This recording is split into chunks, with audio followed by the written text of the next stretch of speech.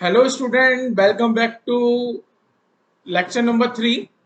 अब हम lecture number 3 का स्टार्ट करने से पहले एक बार हम डिस्कस करते हैं कि लेक्चर नंबर 2 में हमने क्या क्या किया है। तो हम एक बार डिस्कस करते हैं कि लेक्चर नंबर 2 में हमने पहला टॉपिक आपको पढ़ाया था क्लासिफिकेशन ऑफ मैटर। ये हम डिस्कस कर चुके हैं कि मैटर को हमने फिजिकल क्लासिफिकेशन और केमिकल क्लासिफिकेशन, और केमिकल क्लासिफिकेशन के अंदर फिर हमने जो सेकंड टॉपिक डिस्कस किया था कि वो डिस्कस किया था एलिमेंट्स को, और एलिमेंट्स के बाद हमने डिस्कस किया था कंपाउंड को। तो ये हमने लेक्चर नंबर 2 में डिस्कस कर चुके हैं कंपाउंड्स को। फिर हमने डिस्कस किया था यूनिट पार्टिकल्स, कि अगर हमारे पास जो सब्सटेंस है वो सब्सटेंस एलिमेंट है तो उसका यूनिट पार्टिकल क्या होगा। इसके लिए आपको क्या करना है, एलिमेंट की फॉर्म चेक करनी है, एलिमेंट आपका एटॉमिक फॉर्म में या फिर मॉलिक्यूलर फॉर्म में। तो उसी बेस पे आप बताओगे कि यूनिट पार्टिकल पार्टिकल क्या होता है। ठीक है। उसके बाद हमने डिस्कस किया था व्हाट इज मोल। तो मोल हम डिफाइन कर चुके थे कि मोल 1 मोल ऑफ ए सब्सटेंस, किसी भी सब्सटेंस के 1 मोल के अंदर कितने होंगे, Na यूनिट पार्टिकल्स होंगे। अब जो Na यूनिट पार्टिकल्स है वो एटम्स भी हो सकते हैं, मॉलिक्यूल्स भी हो सकते हैं। ये आप कैसे डिसाइड करोगे, ये आप डिसाइड करोगे by observing the element, by observing the substance. अगर सब्सटेंस आपका एलिमेंट है उस केस में आपको चेक करना पड़ेगा कि आपका एलिमेंट कौन सी फॉर्म में है, एटॉमिक फॉर्म में कि मॉलिक्यूलर फॉर्म में। अगर एलिमेंट मेरा एटॉमिक फॉर्म में है तो यूनिट पार्टिकल हो जाएगा एटम, और अगर मेरा एलिमेंट हमारा मॉलिक्यूलर फॉर्म में है तो यूनिट पार्टिकल हो जाएगा मॉलिक्यूल। अगर हम बात करते हैं सब्सटेंस हमारा कंपाउंड है तो उस केस में यूनिट पार्टिकल ऑलवेज क्या होगा, मॉलिक्यूल ही होगा। तो मोल हमने डिफाइन किया। तो मोल के अंदर जो इंपॉर्टेंट पॉइंट था वो पॉइंट क्या था कि 1 मोल of a substance contain Na unit particles, किसी भी सब्सटेंस का जो 1 मोल होगा उसके अंदर क्या होगा, Na यूनिट पार्टिकल्स होंगे। नाउ व्हाट इज Na, ये भी हम डिस्कस कर चुके हैं। This is our Avogadro number, और इसकी वैल्यू कितनी होती है, दिस वैल्यू इज 6.023 इंटू 10⁻³ तो बेसिकली होता क्या है, ये 6.023 इंटू 10⁻23 जो पार्टिकल्स का जो ग्रुप होता है उसी को हम बोलते हैं 1 मोल बोलते हैं। ठीक है। फिर हमने एक फॉर्मूला भी डिस्कस किया था, वो हमारा फॉर्मूला नंबर 1 था। फॉर्मूला क्या था हमारे पास, अगर हमें मोल्स फाइंड आउट करने हैं तो moles is equal to total number of unit particles divided by Avogadro number. तो ये हमने फॉर्मूला डिस्कस किया था, इंपॉर्टेंट है। इसके ऊपर हमने न्यूमेरिकल भी सॉल्व किए थे, और हमने एक जो इंपॉर्टेंट चीज आपको बताई थी, एक बताया था कि क्वेश्चन की लैंग्वेज में अगर लिखा हुआ है ग्राम एटम, या फिर लिखा हुआ है ग्राम मॉलिक्यूल, या फिर क्वेश्चन की लैंग्वेज में लिखा हुआ है ग्राम आयंस, तो इसका मतलब बेसिकली होता क्या है कि क्वेश्चन में आपको मोल्स की वैल्यू गिवन है। और एक क्वेश्चन हमने सॉल्व किया था जिसमें कार्बोनेट आयन लिया था, लेक्चर नंबर 2 का लास्ट क्वेश्चन था आई थिंक। तो उसमें हमने आपको बताया था अगर हम कार्बोनेट आयन है, अगर आपसे कोई पूछता है कि इस कार्बोनेट आयन पे चार्ज कितना है, तो चार्ज की वैल्यू अगर आपको फाइंड आउट करनी है तो चार्ज की वैल्यू -2 नहीं होगा, चार्ज कितना होगा, -2e का चार्ज होगा। और यहाँ पे अगर e की वैल्यू आप देखोगे तो e की वैल्यू कितनी होती है, 1.6 इंटू 10⁻⁻19 कूलम।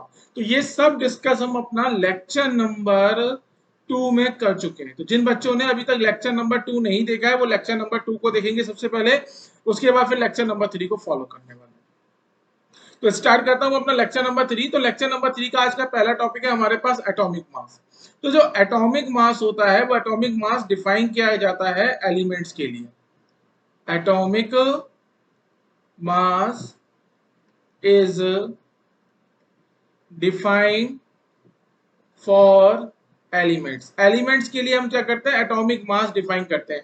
अब एटॉमिक मास होता क्या है, इसका फॉर्मूला होता है हमारे पास, atomic mass is equal to mass of one atom of element, mass of one atom of element, क्योंकि एलिमेंट के लिए डिफाइन किया है तो एलिमेंट का ही आपको 1 एटम का मास लेना है, to the 1/12 mass of 1 atom of C12 isotope, C12 isotope.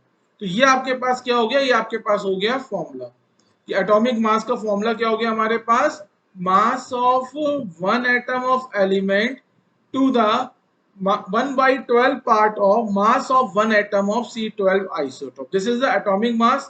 तो यहाँ पे आपको नोट करके लिखना पड़ेगा कि हमने रेफरेंस के लिए जो हमारा एटॉमिक मास जब हम कैलकुलेट कर रहे हैं तो रेफरेंस एटम की बात करेंगे तो वो रेफरेंस एटम हमारा क्या होगा, कार्बन होगा।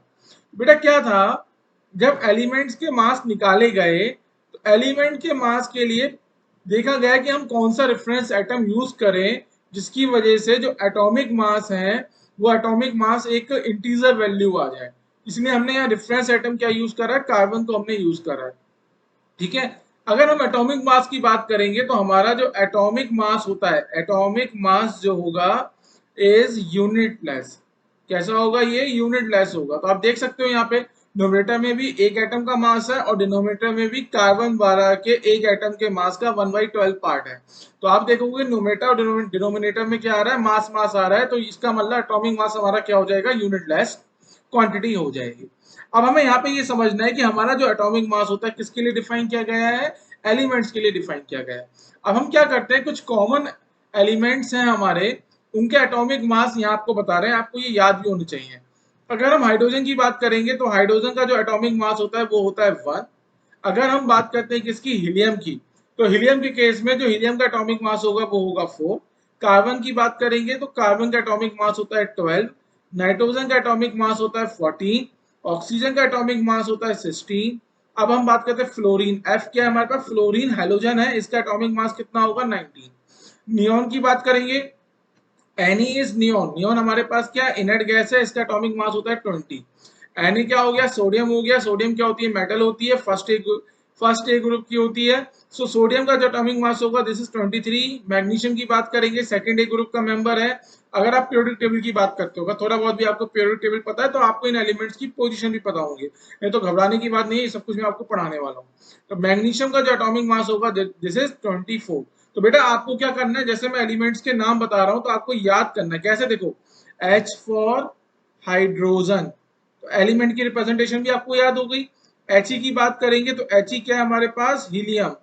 C क्या रिप्रेजेंट कर रहा है, कार्बन। N क्या है हमारे पास, नाइट्रोजन। O क्या है हमारे पास, ऑक्सीजन। F क्या है हमारे पास, फ्लोरीन। F क्या है हमारे पास, फ्लोरीन। Ne क्या हो गया, नियोन हो गया। Na हो गया हमारे पास सोडियम। Mg की बात करेंगे तो मैग्नीशियम। Al की बात करेंगे एल्यूमिनियम। एल्यूमिनियम का एटॉमिक मास कितना होता है, 27। तो आप वीडियो को पॉज करो, इनके नाम सुनो, इनके नाम भी लिख लो, ठीक है। P क्या होता है, फास्फोरस। फास्फोरस का एटॉमिक मास कितना होगा, 31। S क्या है, सल्फर। सल्फर का एटॉमिक मास कितना होता है, 32। Cl आ गया हमारे पास क्लोरीन। क्लोरीन का एटॉमिक मास होता है 35.5।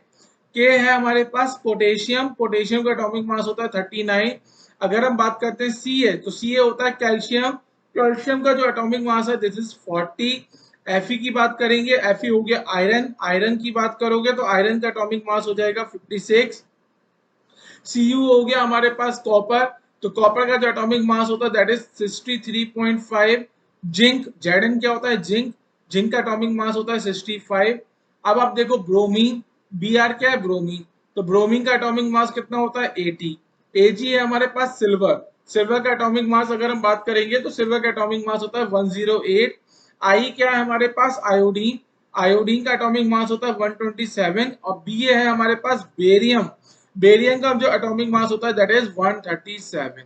तो ये बेटा आपको क्या करना है, ये जो मैंने कॉमन एलिमेंट्स बताए इन कॉमन एलिमेंट्स के एटॉमिक मास अब आप याद कर लो, ठीक है। कौन कौन से आपको याद करने हैं, hydrogen, helium, carbon, nitrogen, oxygen, fluorine, neon, sodium, magnesium, aluminium, phosphorus, sulphur, chlorine, potassium, calcium, iron, copper, zinc, bromine, silver, iodine and barium. ठीक है, तो ये हो गया हमारे पास एटॉमिक मास। अब नेक्स्ट टॉपिक है हमारे पास मॉलिक्यूलर मास। अब देखिए मॉलिक्यूलर मास क्या होगा, जैसे कि नाम से पता चल रहा है कि आपको क्या बताना है, मॉलिक्यूल का मास बताना है। मॉलिक्यूलर मास किसका मास बताएगा, मॉलिक्यूल का मास। अब जो मॉलिक्यूलर मास होता है इसमें पॉइंट नंबर 1 हमारे पास रहेगा कि मॉलिक्यूलर मास एलिमेंट्स के लिए भी डिफाइन होता है और हमारा कंपाउंड के लिए भी डिफाइन होता है। कैसे, क्योंकि एलिमेंट्स आपको पता है कि एलिमेंट्स हमारा मॉलिक्यूलर फॉर्म में भी होता है और कंपाउंड तो होता ही मॉलिक्यूलर फॉर्म में। मतलब इस लाइन को समझने की कोशिश करो, एलिमेंट्स हमारा मॉलिक्यूलर फॉर्म में है, मतलब एलिमेंट्स अगर हमारा मॉलिक्यूलर फॉर्म में है तो यूनिट पार्टिकल क्या होगा, मॉलिक्यूल होगा। उस मॉलिक्यूल का जो आप मास डिफाइन करोगे उसी को आप बोलोगे मॉलिक्यूलर मास। कंपाउंड का यूनिट पार्टिकल हमेशा मॉलिक्यूल होता है, इसका मतलब कंपाउंड के लिए हमेशा क्या डिफाइन होगा, मॉलिक्यूलर मास होगा। तो मॉलिक्यूलर मास क्या होगा कि it is defined for elements and compounds. तो एलिमेंट्स और कंपाउंड्स के लिए मॉलिक्यूलर मास डिफाइन होते हैं। तो मॉलिक्यूलर मास का फॉर्मूला क्या होता है कि molecular mass is equal to mass of one molecule of a substance. तो बेटा यहाँ पे मैं एलिमेंट कंपाउंड नहीं लिख रहा हूं क्योंकि आपको पता है कि एलिमेंट भी सब्सटेंस होता है, कंपाउंड भी सब्सटेंस होते हैं। तो मैंने क्या लिखा है, मास of one molecule of substance divided by 1/12 mass of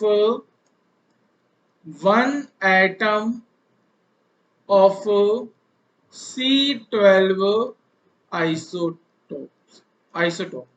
ठीक है, तो यहाँ पे आपको ध्यान क्या देना है, ध्यान देने वाली बात यह है बेटा, अगर हमने एटॉमिक मास को डिफाइन करा है या फिर हम मॉलिक्यूलर मास को डिफाइन कर रहे हैं, उसके लिए आप डिनोमिनेटर की बात करोगे तो डिनोमिनेटर में हमारे पास देखोगे, देखो यहाँ देखो, एटॉमिक मास का डिनोमिनेटर देखो 1/12 mass of one atom of C12 isotopes. ठीक है, मॉलिक्यूलर मास की बात करेंगे तो मॉलिक्यूलर मास में भी हमारे पास क्या है, 1/12 mass of one atom of C12। कोई भी जल्दबाजी में अगर जो बच्चा अगर बोर्ड में आपके पास ये डेफिनेशन आती है तो कोई भी जल्दबाजी में ये नहीं सोचेगा कि अगर हम एटॉमिक मास लिख रहे हैं तो वहां पे हम 1/12 mass of one atom of C12 ले रहे हैं, तो मॉलिक्यूलर मास में क्या हो जाएगा, 1/12 mass of one molecule of C12 हो जाएगा, तो गलत हो जाएगा। डिनोमिनेटर जो है, मतलब जो रेफरेंस वैल्यू है, वो चाहे एटॉमिक मास हो चाहे मॉलिक्यूलर मास हो, दोनों के लिए सेम है। ठीक है, अगेन आप देख सकते हो कि जो आपका मॉलिक्यूलर मास है, कौन सा मास है, मॉलिक्यूलर मास, तो हमारा मॉलिक्यूलर मास भी कैसा है, यूनिट लेस है,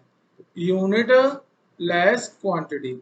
यूनिट लेस क्वांटिटी कैसे है ये, आप यहाँ देखो, न्यूमरेटर में भी क्या है, मास, और डिनोमिनेटर में भी क्या है, मास। ठीक है, इसका मतलब मॉलिक्यूलर मास हमारा क्या हो जाएगा, यूनिट लेस क्वांटिटी हो जाएगा। अब यहाँ पे आपको कुछ चीजें समझनी है, वो चीजें मैं बताता हूं कि मॉलिक्यूलर मास जो होता है, it is also the summation of atomic masses. तो molecular mass is also the summation of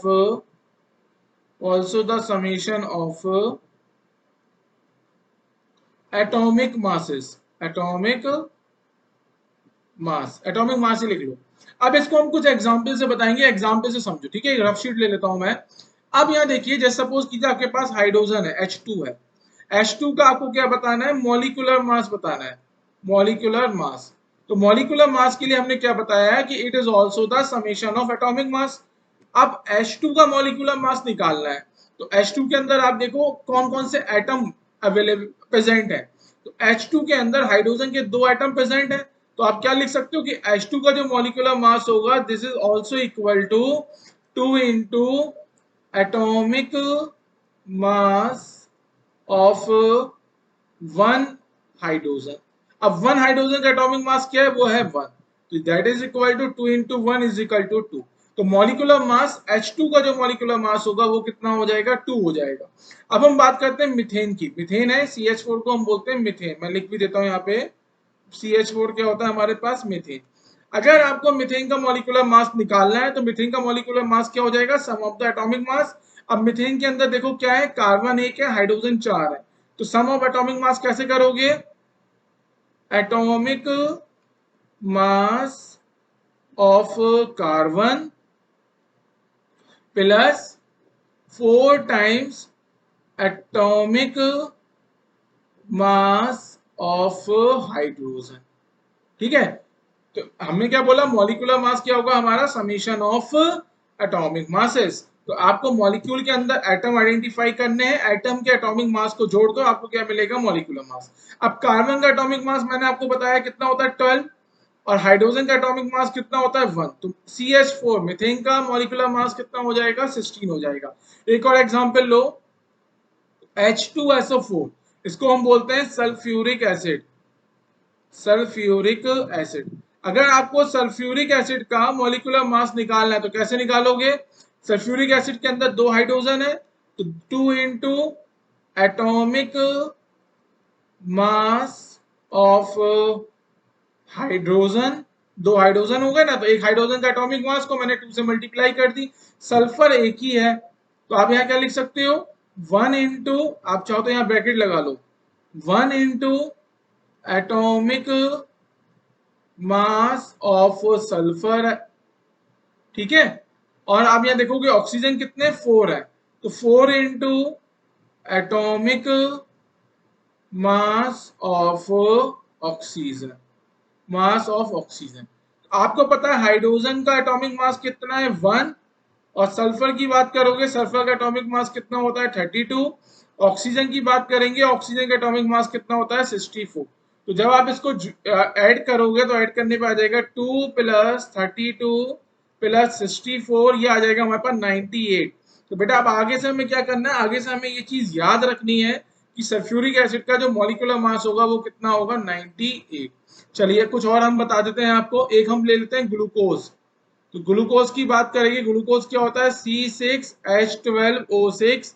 अगर आपको इसका मॉलिक्यूलर मास निकालना है, कौन से मास की बात हो रही है, मॉलिक्यूलर मास की बात हो रही है, तो ग्लूकोज का जो मॉलिक्यूलर मास होगा वो क्या होगा 6 into atomic mass of carbon, carbon का एटॉमिक मास कितना होता है 12 plus 12 into atomic mass of hydrogen, hydrogen का एटॉमिक मास कितना है 1 plus 6 into atomic mass of oxygen, oxygen का एटॉमिक मास कितना होता है 16।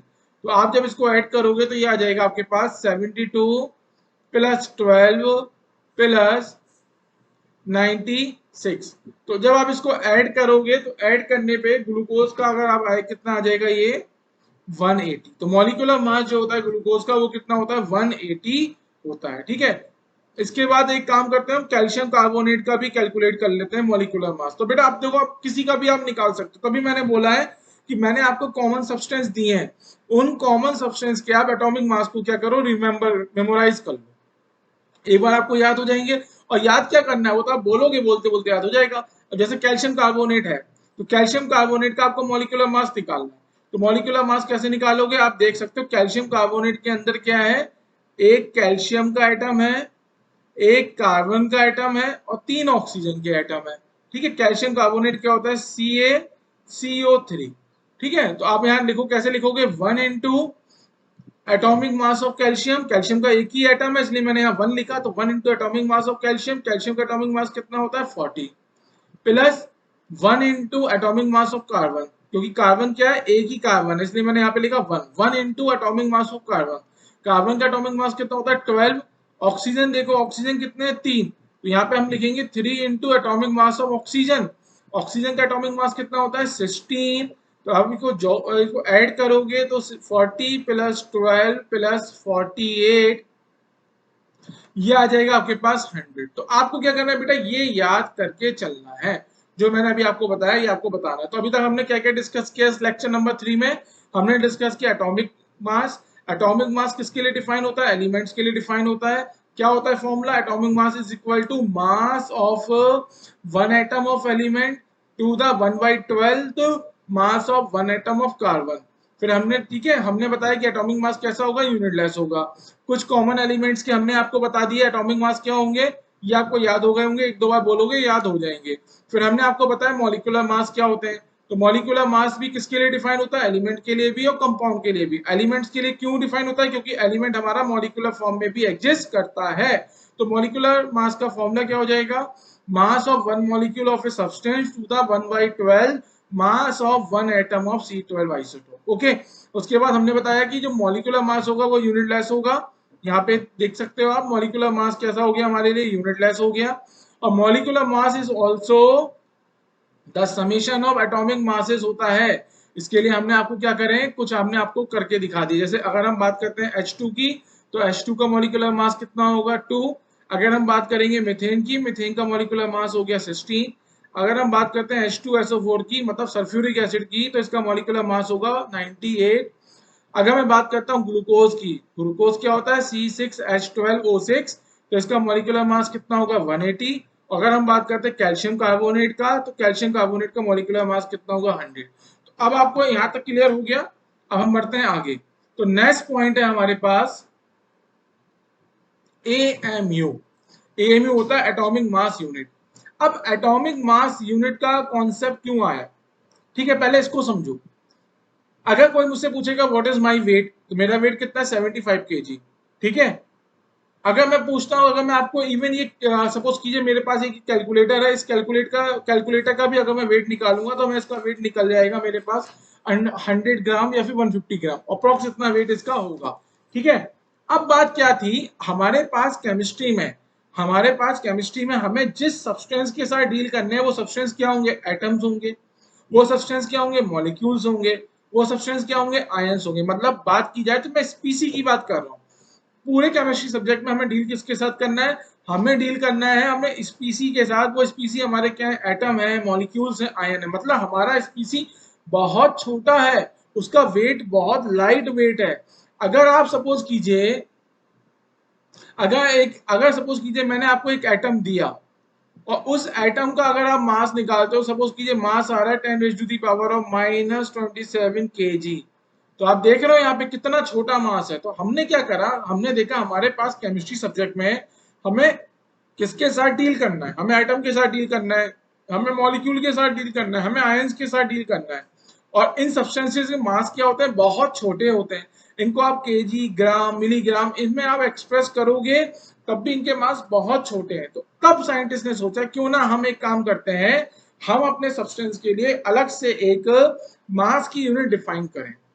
हम अपने सब्सटेंस के लिए, मतलब हम अपने स्पीसी के लिए मास की एक सेपरेट यूनिट डिफाइन करते हैं, जिससे हमारा कैलकुलेशन वाला पार्ट इजी हो जाएगा और केमिस्ट्री सब्जेक्ट को सीखना, लर्न करना बहुत आसान हो जाएगा। तभी ये एक मास की एक यूनिट डिफाइन की गई जिसका नाम है AMU, जिसको हम बोलते हैं एटॉमिक मास यूनिट। अब देखो एटॉमिक मास यूनिट क्या है, एटॉमिक मास यूनिट क्या है, यूनिट ऑफ मास है। तो पहला पॉइंट इसमें क्या हो जाएगा, AMU क्या होती है, it is a unit of mass which is used which is used which is used to express, एक मिनट रुकिए, which is used to express mass of a species। स्पीसी हमारे पास क्या हो सकते हैं, एटम हो सकते हैं। स्पीसी हमारा क्या हो सकता है, मॉलिक्यूल हो सकता है।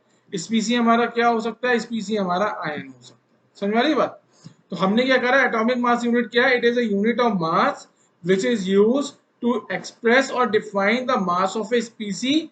स्पीसी क्या है हमारे पास, एटम है, मॉलिक्यूलर आयन है। अब ये देखो कि एमयू होता क्या है, एमयू हमारा होता क्या है, एटॉमिक मास यूनिट है क्या। तो 1 AMU is defined as the 1/12 part of mass of one atom of C12 isotope. तो हमने 1 AMU को कैसे डिफाइन करा है, हम कार्बन 12 का एक एटम लाए, हमने कार्बन 12 के एक एटम के मास को मेजर किया, हमने कार्बन 12 के जो एक एटम के मास को मेजर किया था उसका हमने 1/12 पार्ट लिया और उसी को बोला यही हमारा क्या हो जाएगा, एक AMU हो जाएगा, मतलब 1 AMU हो जाएगा। तो हम इसको क्या लिख सकते हैं कि 1 AMU is equal to 1/12 part of mass of one atom of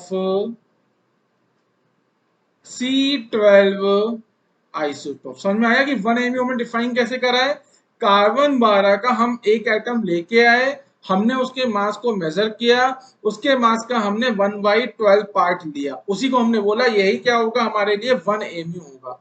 अब जो कार्बन 12 के एक एटम का मास होता है that is equal to 1.99 into 10 raised to the power of minus 23 ग्राम। तो हमारे पास क्या है, कार्बन 12 के एक एटम का जो मास है that is equal to 1.99 into 10 raise to the power of minus 23 gram. ठीक है, तो 1 एमयू को अगर आप ग्राम में कन्वर्ट करना चाहते हो तो यहां से हमारे पास क्या आ गया, एक रिलेशन आ गया कि 1 MU is also equal to 1 mu is also equal to 1 by 12 into 1.99 into 10 raised to the power of 23। अब मैं यहाँ पे क्या करने वाला हूँ, मैं यहाँ पे कुछ चेंजेस करने वाला हूँ। कैसे, देखो यहाँ पे, तो 1 mu is 1 by 12 mass of 1 atom of carbon। तो ये कितना है, 1.99 into 10 raised to the power of minus 23 gram. Clear है? अब आप बेटा इसको क्या लिख सकते हो, आप इसको लिख सकते हो 1 by 12 divided by 1.99 into 10 raised to the power of minus 23। लिख सकते हो कि नहीं लिख सकते? बिल्कुल लिख सकते हो। अगर आप यहाँ देखो 1.99 है, इसका मतलब ये वैल्यू 2 से कम है। अगर आप 12 को 2 से डिवाइड करोगे तो 6 आएगा, पर ये वैल्यू हमारी 2 से कम है, तो डिवाइड करने पे ये वैल्यू कितनी आती है, जो डिवाइड करके आप देखना 6.02 इंटू, क्योंकि ये डिनोमिनेटर में है तो ये आ जाएगा 10 raise to the power of 23 gram. Clear है? मैंने क्या करा बेटा, कुछ नहीं करा, बस थोड़ा सा मैंने इनको अरेंज कर दिया है। अब आप देखो कुछ आपके माइंड में आ रहा है कि 6.02 into 10 raise to the power of 23 क्या होता है, ये होता है एवोगाद्रो नंबर। तो आप यहां से ये भी बोल सकते हो कि 1 mu is also equal to 1 by Na gram. ये देखो मेरे पास क्या आ गया, एक नया फॉर्मूला आ गया। ये सब वैल्यू आपको याद रखनी है। अभी मैं बहुत तगड़ा आपको यहाँ पे खेल खिलाने वाला हूँ, तो आपको समझ में आएगा कि उनकी इंपॉर्टेंस क्या है।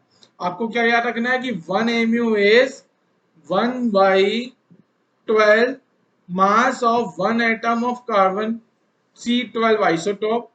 कार्बन 12 के एक एटम का मास कितना है, 1.99 into 10 raise to the power of minus 23 gram. हमने क्या करा, इनको अरेंज करा। अरेंज करने पे हमें क्या पता चला कि 1 mu is also equal to 1 by Na gram. अब आप बेटा एक काम करो, क्या काम करो, देखो मैं आपको एक नई फॉर्म बता रहा हूँ, इसको भी याद रखना है, आगे काम आएगा कि 1 mu is equal to 1 by 6.02 into 10 raise to the power of 24। मैं क्या करता हूँ, इस नंबर में 10 से डिवाइड और 10 से मल्टीप्लाई करता हूँ, तो कितना आ जाएगा, न्यूमरेटर में आ जाएगा 10 और डिनोमिनेटर में क्या हो जाएगा, 10 raise to the power of 23 था, ये हो गया 10 raise to the power of 24। बेटा जब आप इसको डिवाइड करोगे तो डिवाइड करने पे वैल्यू आ जाएगी 1.67 into 10 raise to the power of minus 24 gram. Minus 24 gram. अगर मैं आपसे पूछूं कि इस वैल्यू को देख के आपको कुछ आइडिया आ रहा है दिमाग में, क्या ऐसा कुछ हो रहा है आपके माइंड में, कुछ चीज आ रही है, तो आप बोलोगे हाँ सर आ रही है। क्यों? लेक्चर नंबर 1 में आपने बताया था कि एक प्रोटॉन का जो मास होता है या फिर एक न्यूट्रॉन का मास होता है, ये तो वो वैल्यू आ गई। तो आप यहां से क्या कंक्लूजन निकाल सकते हो, 1 mu is also equal to mass of proton और mass of neutron। तो बेटा कभी अगर आप 1 mu की वैल्यू भूल जाओगे तो मुझे इतना बिलीव है आपके ऊपर कि आप प्रोटॉन का मास और जो न्यूट्रॉन का मास, जो मैंने लेक्चर नंबर 1 में आपको बताया था, आप नहीं भूलोगे। तो आप यहां से भी निकाल सकते हो। कितना कंक्लूजन हमने यहां से निकाले। अब देखो देखो चीज में कितना मजा आने वाला है आपको। बेटा मैंने आपको अभी जस्ट अभी थोड़ी देर पहले एटॉमिक मास और मॉलिक्यूलर मास पढ़ाया था। तो मैंने आपको एटॉमिक मास और मॉलिक्यूलर मास में क्या फॉर्मूला बताया था, मैंने बताया था अगर एटॉमिक मास लोगे तो आप क्या लोगे, मास ऑफ 1 एटम लोगे ऑफ ए सब्सटेंस, और अगर मॉलिक्यूलर मास लोगे तो या न्यूमरेटर में क्या लोगे, मास of 1 molecule of a substance. तो मैं इसको कंबाइन करके लिख रहा हूं कि एटॉमिक मास ऑब्लिक मॉलिक्यूलर मास क्या होगा, मास of 1 atom oblique 1 molecule of a substance. समझ में आ रही है बात जो मैंने अभी लिखी है? कैसे पहले मैं पूरा कंप्लीट कर लेता हूँ, काम करता हूँ। 1/12 mass of 1 atom of C12। ठीक है, ये अभी आपने पढ़ा है। बेटा मैं ये कह रहा हूं कि मैंने जो एटॉमिक मास था और जो मॉलिक्यूलर मास था दोनों को कंबाइन कर दिया। दोनों को कंबाइन मैंने कैसे करा है? अगर आप एटॉमिक मास लिखोगे तो आप क्या बोलोगे? मास of one atom of a substance divided by 1/12 mass of one atom of C12। और अगर आप मॉलिक्यूलर मास की बात करोगे तो मॉलिक्यूलर मास का फॉर्मूला क्या हो जाएगा? Mass of one molecule of a substance divided by 1/12 mass of one atom of C12। अभी जस्ट मैंने आपको बताया है कि 1/12 mass of one atom of C12 को आप क्या लिख सकते हो? 1 mu लिख सकते हो। तो यहां से हमने क्या कंक्लूजन निकाला कि atomic mass oblique molecular mass is equal to mass of one atom oblique one molecule divided by, मैं क्या कर रहा हूं बेटा, जो ये वैल्यू है इस वैल्यू की जगह मैं क्या लिख देता हूं? एएमयू लिख देता हूं। एएमयू क्या हो गया हमारे पास? Atomic mass unit. तो यहां से देखिए कितनी गोल्डन चीज हमारे पास निकल के आई है, वो हमें समझनी। गोल्डन चीज क्या है? कि mass of one atom oblique one molecule is equal to atomic mass oblique molecular mass AMU. क्या मतलब है इसका? समझो कैसे। देखो ये मेरे पास, मैं इसको समझाता हूं, समझो बड़े ध्यान से समझो, बड़ी इंपॉर्टेंट चीज बताने वाला हूं। सपोज कीजिए हमारे पास क्या है, ये हमारे पास एक बॉटल है। ये क्या है? हमारे पास एक बॉटल है और इस बॉटल के अंदर क्या है बेटा? सल्फ्यूरिक एसिड है। क्या है? Sulphuric acid H2SO4। अगर मैं आपसे पूछूं कि सल्फ्यूरिक एसिड के एक मॉलिक्यूल का मास क्या होगा, मैंने आपसे क्या पूछा? मास of one molecule one molecule of H2SO4। तो सल्फ्यूरिक एसिड के एक मॉलिक्यूल का मास क्या होगा? तो आप क्या करोगे? आप सल्फ्यूरिक एसिड का मॉलिक्यूलर मास निकालोगे। अभी जस्ट आपने निकाला है, कितना निकाला है? 98। और उसके आगे लिख दोगे एम। ये है गोल्डन पॉइंट। क्या पॉइंट है? कि अब आप किसी भी एक एटम का या फिर आप किसी भी एक मॉलिक्यूल के मास को डिफाइन कर सकते हो। कैसे डिफाइन कर सकते हो? एक बार थोड़ा सा मैं इसको क्या करता हूं, थोड़ा सा मैं इसको सजा देता हूं, झांकी बना देता हूं मैं इसकी, ताकि ये थोड़ा सुंदर दिखे। तो बेटा क्या हमारे पास गोल्डन पॉइंट है? कि अब आप किसी भी एटम का, किसी भी एक सिंगल एटम का, आप किसी भी एक सिंगल मॉलिक्यूल के मास को बता सकते हो। कैसे? एक और एग्जांपल लेके मैं आपको बताता हूँ, फिर आपको मजा आएगा। सपोज करो मैं आपसे पूछूं what is the mass of one molecule of water. मैं यहाँ पे कलर चेंज कर देता हूं। मास of one molecule of water. Water को हम बोलते हैं H2। तो वाटर के एक मॉलिक्यूल का मास क्या होगा? आप क्या करोगे? वाटर का मॉलिक्यूलर मास निकालोगे। वाटर का मॉलिक्यूलर मास कितना आ जाएगा? 18। 18 कैसे आया बेटा? Sum of the atomic masses. Water के अंदर क्या है? वाटर के मॉलिक्यूल के अंदर दो हाइड्रोजन है, एक हाइड्रोजन का एटॉमिक मास होता है 1, तो दो हाइड्रोजन का एटॉमिक मास हो गया 2। एक ऑक्सीजन है, ऑक्सीजन का एटॉमिक मास होता है हमारे पास 16, 2 + 16 = 18। तो बेटा क्या करना है? वाटर के अगर आपको एक मॉलिक्यूल का मास निकालना है तो आप वाटर का मॉलिक्यूलर मास निकालोगे और वाटर का मॉलिक्यूलर मास क्या कि चुपचाप लिख दोगे एम, 18 एम। वाटर के एक मॉलिक्यूल का मास कितना होगा? 18 एमयू। आप चाहो तो इसको ग्राम में भी लिख सकते हो। अगर ग्राम में लिखना चाहो तो ग्राम में सबसे पहले मैं लिखता हूं कि mass of one molecule of H2SO4। H2SO4 के वन मॉलिक्यूल का मास कितना है? 98 एमयू। या फिर आप इसको क्या लिख सकते हो? 98 इंटू 1.67 into 10⁻⁻24 ग्राम। आप सल्फ्यूरिक एसिड के एक मॉलिक्यूल के मास को ग्राम में भी एक्सप्रेस कर सकते हो। इसी तरीके से अगर वाटर के एक मॉलिक्यूल के मास को आप ग्राम में एक्सप्रेस करोगे तो कैसे एक्सप्रेस करेंगे हम? 18 इंटू एमयू। अब 1 MU is equal to 1.67 into 10⁻⁻24 gram. ये है इंपॉर्टेंस। यही आज के हमारे पूरे लेक्चर की क्या है? थीम है। थीम क्या है बेटा? अगर आपसे कोई पूछता है कि एक एटम का मास बता दो या फिर एक मॉलिक्यूल का मास बता दो, कुछ नहीं करना है आपको, एटॉमिक मास निकालो। एटम की बात हो रही है। अगर मॉलिक्यूल की बात हो रही है तो मॉलिक्यूलर मास निकालो और उसके आगे सिंपल लिख दो एमयू। एमयू क्या होता है? Atomic mass unit. अगर क्वेश्चन में पूछ रहा है कि भैया मास को ग्राम में बताओ तो ग्राम में बता दो। कैसे? 1 MU is equal to 1.67 into 10⁻⁴ gram. चलिए अब ना आइए क्वेश्चन की कुछ प्रैक्टिस करें ताकि हमें चीजें अच्छे से क्लियर हो। आपसे पूछा है कि calculate the mass of 5 atom of calcium. कि कैल्शियम ये क्या होता है? कैल्शियम, तो कैल्शियम होता क्या है बेटा? कैल्शियम होता है Ca। कैल्शियम को किससे रिप्रेजेंट करते हैं? Ca से। ठीक है। अगर कैल्शियम का आप एटॉमिक नंबर देखोगे तो 20, ठीक है, और मास नंबर देखोगे कितना आएगा? 40। ठीक है। कैल्शियम का मैंने आपको एटॉमिक मास बता दिया। एटॉमिक मास कितना होगा कैल्शियम का? 40 होगा।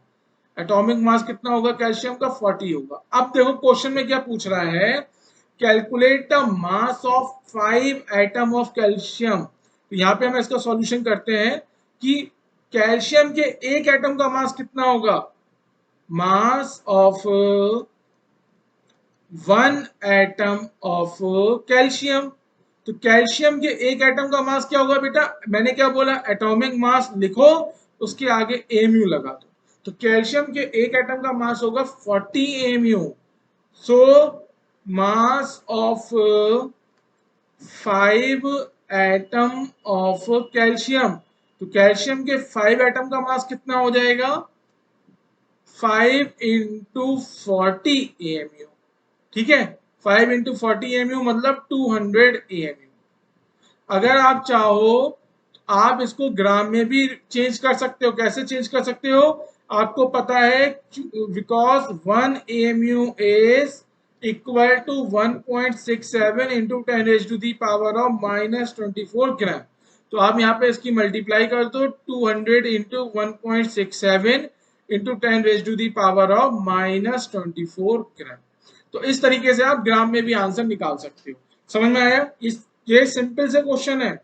इससे आपको क्या करना है, आपके दिमाग के ढक्कन खुलने वाले हैं कि अगर हमें एक एटम का मास निकालना है, कैसे निकालेंगे? कुछ नहीं करना, एटॉमिक मास मॉलिक्यूलर मास निकालो। अगर एटम की बात कर रहे हो तो एटॉमिक मास निकालो, अगर मॉलिक्यूल की बात कर रहे हो तो मॉलिक्यूलर मास निकालो, और उसके आगे क्या लगा दो? एमयू लगा दो। ठीक है। तो इस क्वेश्चन के अगर हम आंसर की बात करेंगे तो आंसर यहां भी लिख लो एक बार।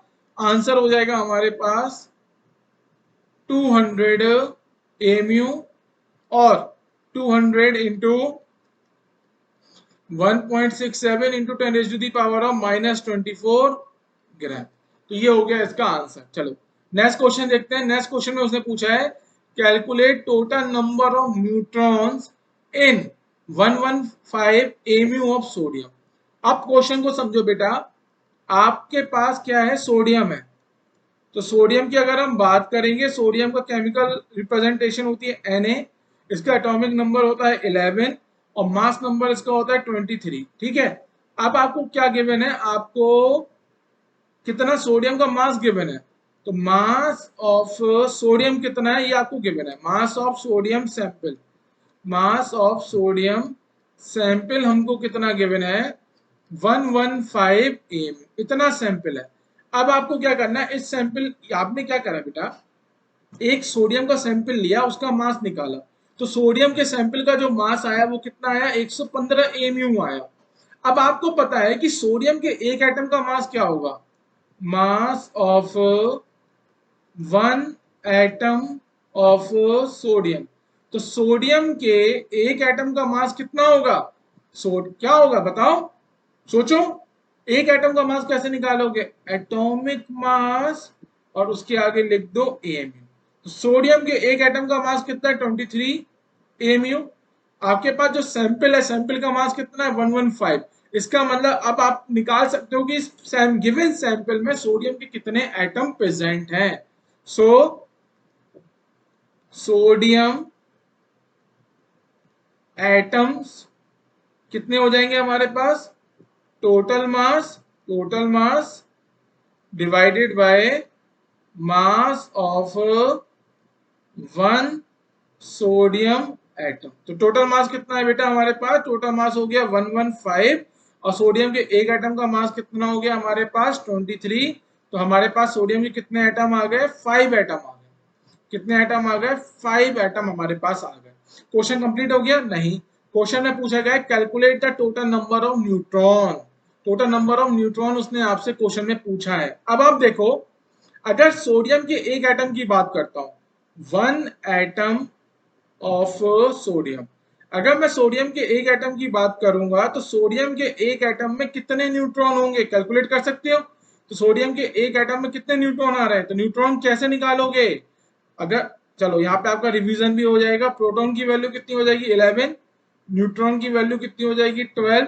और इलेक्ट्रॉन की वैल्यू भी कितनी हो जाएगी? 11। मैंने सब तीनों कैलकुलेट कर दिए। तीनों, जितने भी तीनों जो हमारे पास सब एटॉमिक पार्टिकल है वो मैंने कैलकुलेट कर दिए। प्रोटॉन क्या होता है? Is equal to atomic number. Atomic number 11 है तो नंबर ऑफ प्रोटॉन कितना हो जाएगा? 11। न्यूट्रॉन अगर आपको निकालने, न्यूट्रॉन क्या होगा? Mass number minus atomic number.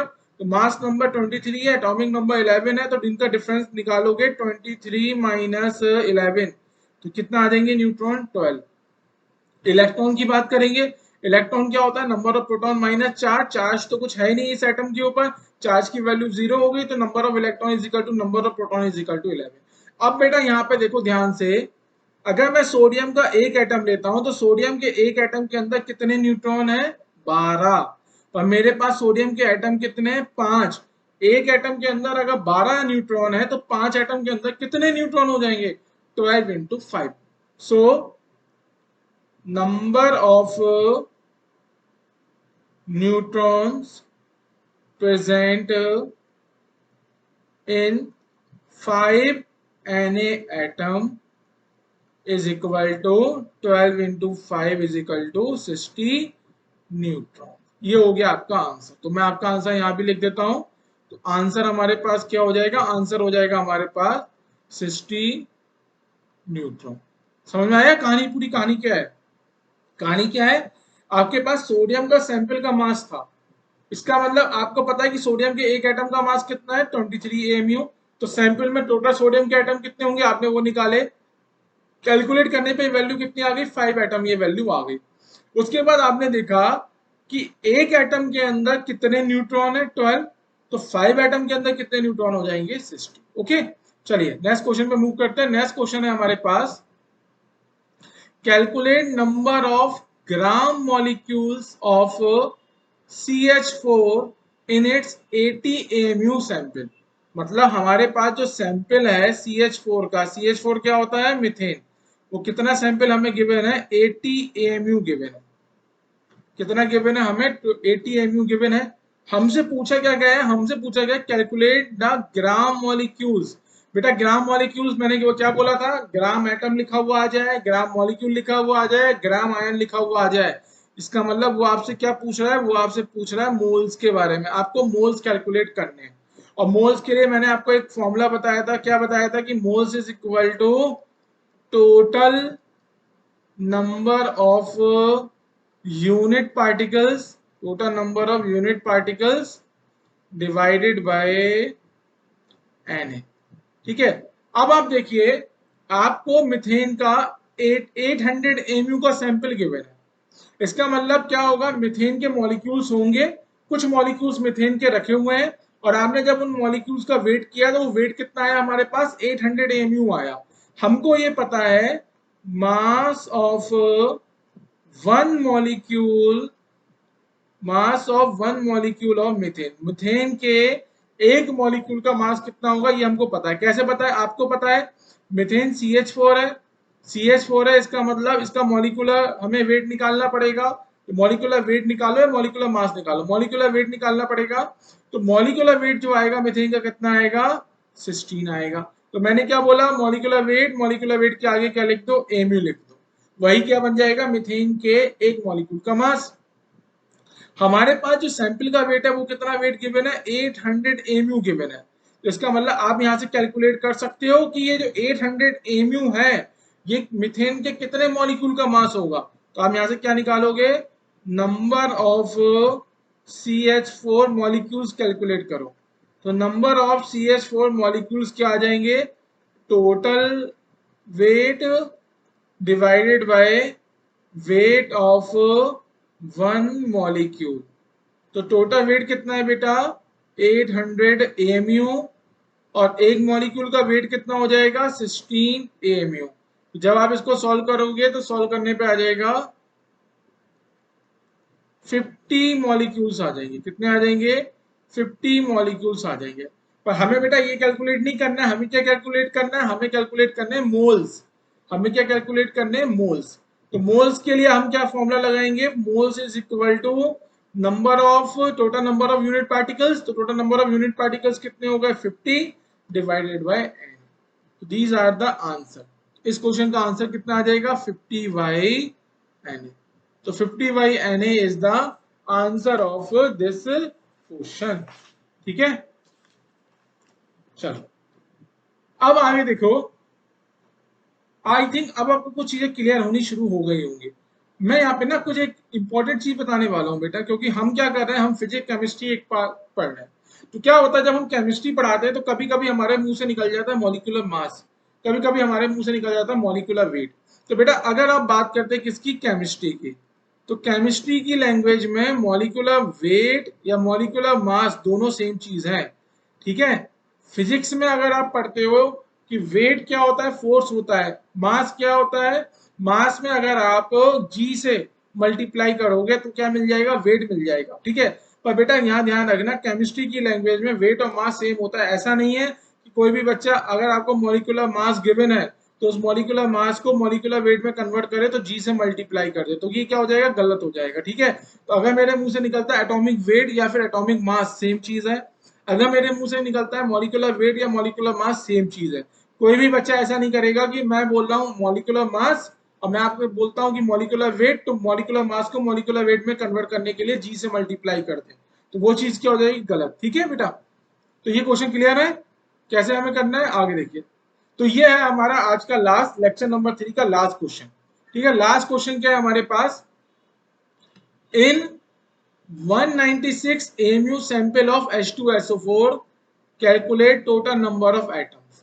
तो सैंपल का मास आपको गिवन है, तो सैंपल मास हमारे पास कितना है 196 AMU। आपको पता है बेटा H2SO4 के एक मॉलिक्यूल का मास कितना होता है, मास of one molecule of H2SO4। तो H2SO4 के एक मॉलिक्यूल का मास कितना होगा, बहुत सिंपल है। आपको क्या देखना है, H2SO4 मॉलिक्यूल है तो इसका निकालो मॉलिक्यूलर वेट या फिर मॉलिक्यूलर मास। तो मॉलिक्यूलर मास कितना होता है, मैंने बता दिया 98। तो हमें क्या करना है, जब भी हमें किसी भी एक मॉलिक्यूल का मास निकालना है तो हम क्या करेंगे, मॉलिक्यूलर वेट उसके आगे लगा देंगे AMU। इसका मतलब H2SO4 के एक मॉलिक्यूल का मास कितना है 98 AMU। आपको सैंपल का मास कितना गिवन है 196 AMU।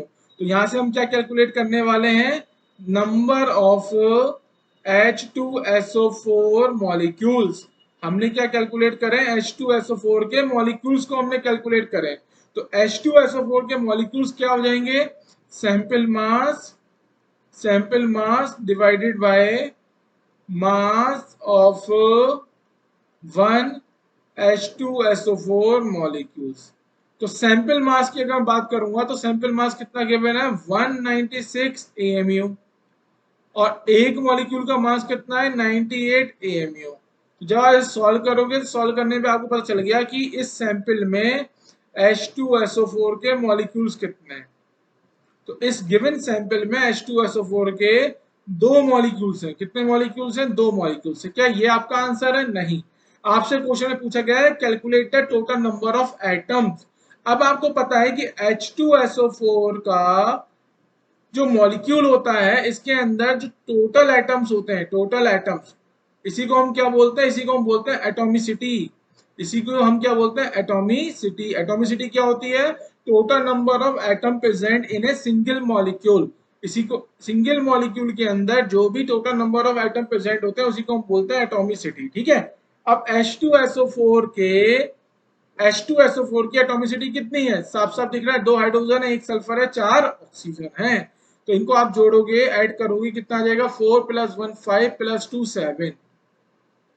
इसका मतलब H2SO4 के एक मॉलिक्यूल के अंदर 7 एटम है। कितने एटम है, 7 एटम है। पर मेरे पास H2SO4 के कितने मॉलिक्यूल हैं? 2 मॉलिक्यूल्स हैं। कितने मॉलिक्यूल्स हैं? 2 मॉलिक्यूल। तो 2 मॉलिक्यूल के अंदर कितने एटम हो जाएंगे? एक के अंदर 7 है तो 2 के अंदर कितने हो जाएंगे? 40। So total number of atoms is equal to 2 into 7 is equal to 14 atom. कितना आ गया हमारे पास? 14 एटम। तो इस क्वेश्चन का आंसर कितना हो जाएगा? आंसर हो जाएगा 14 एटम्स। चलिए स्टूडेंट, आज की क्लास को मैं यही रोकता हूं। आज की क्लास में हमने क्या क्या डिस्कस किया? हमने एटॉमिक मास, मॉलिक्यूलर मास, हमने एम्यू को क्या करा है? एम्यू हमने अच्छी तरीके से डिस्कस किया है। और जो गोल्डन पॉइंट है वो ये है, अब आप आज के बाद किसी भी एटम का, किसी भी मॉलिक्यूल का, किसी भी आयन का मास बता सकते हो। कैसे बताओगे? एटॉमिक वेट लिखो। अगर एटम की बात कर रहे हो तो एटॉमिक वेट लिखो, उसके आगे एम्यू लगा दो। अगर मॉलिक्यूल की बात कर रहे हो तो मॉलिक्यूलर वेट लिखो, उसके आगे एम्यू लगा दो। ठीक है, तो this is the lecture number 3। अभी तक जिन बच्चों ने लेक्चर नंबर 1 और 2 को रिवाइज नहीं करा है वो लेक्चर नंबर 1 और 2 रिवाइज करेंगे, लेक्चर नंबर 3 रिवाइज करेंगे। कल मिलते हैं आपसे लेक्चर नंबर 4 के साथ। तब तक के लिए tata bye bye. Tata student, bye bye.